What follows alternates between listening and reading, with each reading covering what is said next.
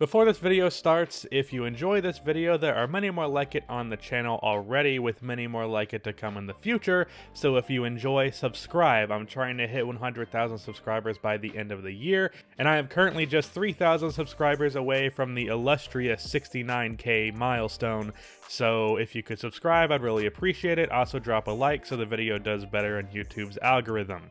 Today we are talking about a player that I was originally very high on, so high in fact that I actually predicted him to win Rookie of the Year in the same draft class as Luka Doncic and Trae Young. And that unfortunately did not pan out, and that player is obviously Kevin Knox. Knox was the Knicks lottery pick in 2018, and in his rookie year, he was up and down, more down than up. He had 11 20-point games, but he also had 10 5 or less point games. On the positive side of his rookie year, he shot 34% from 3 on 5 attempts, which is basically average, not good but also not bad, and could be viewed as a foundation to build on, and his handful of high-scoring games gave the impression that he could be a decent scorer at the very least. However, he had issues with staying engaged defensively, poor shot selection, lots of confidence struggles, especially shooting way too many mid-range shots. Overall, his rookie numbers were not good at all. 13 points, 4.5 rebounds, shooting 37% from the field, 72% from the line, with an overall 47.5% true shooting percentage. And things did not get better for Knox in his second year, as after a bad rookie season with the organization moving in a different direction with RJ Barrett as the starting forward, his minutes were cut, and along with a bunch of other veterans who took his minutes as well. And the few positives that he displayed in his rookie year did not really hold up at all this year with less minutes. He's now shooting just 32% from 3 on 3 attempts and 65% from the free throw line, which is even worse than his rookie year. So the question really becomes, when you look at all of that, is, does Knox just suck, or is there something more going on here? Is Knox just simply not actually that good of a player, or is it something that the Knicks are doing? Well, first, I think we should start with looking at what Knox does have going for him for a foundation for the future.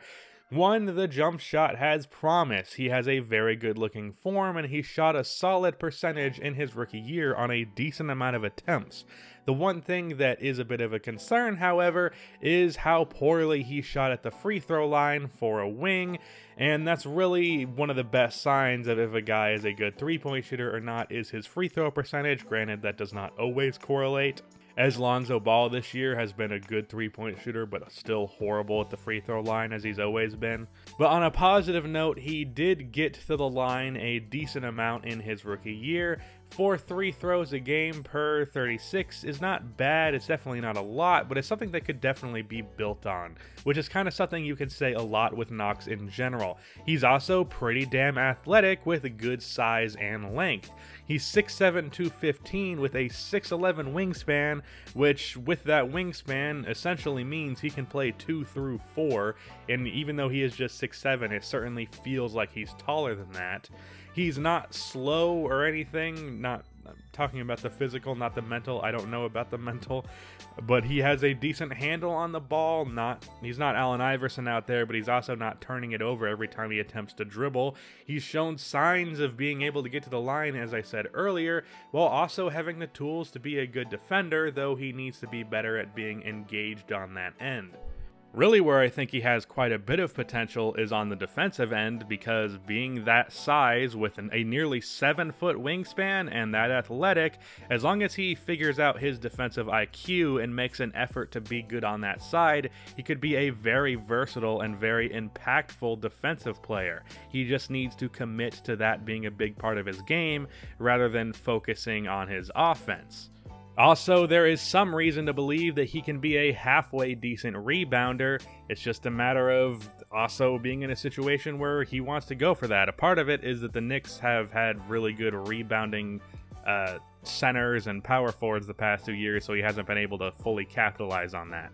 He has a lot of things going for him that would suggest that he can be a decent scorer in the NBA. I would compare him to like a more athletic Danilo Gallinari type of guy, which certainly is not what Knicks fans wanted with that pick, being that they booed him, but it's also a lot better than what he is right now. Because right now he's looking like a bust. I was so high on this guy because of those tools, but he obviously hasn't been good thus far. Really what he needs is to take those tools and pull them all together to make him the player that he can be. The question is, how does he go about doing that? Well, first of all, he needs to just never shoot mid-range shots anymore, or at least turn his rate down quite significantly.